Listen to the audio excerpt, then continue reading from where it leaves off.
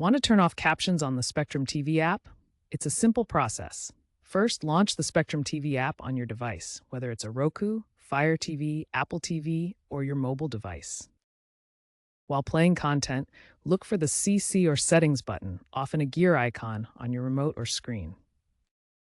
Select Subtitles or Closed Captions from the menu that appears. You'll see options like On, Off, or Language Settings. Simply choose Off and confirm your selection.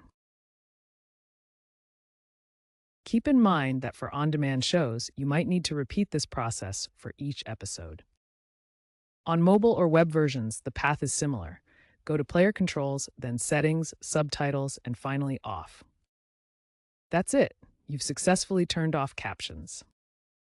The Spectrum TV app provides accessibility through closed captions and subtitles, displaying on-screen text for dialogue and sound effects.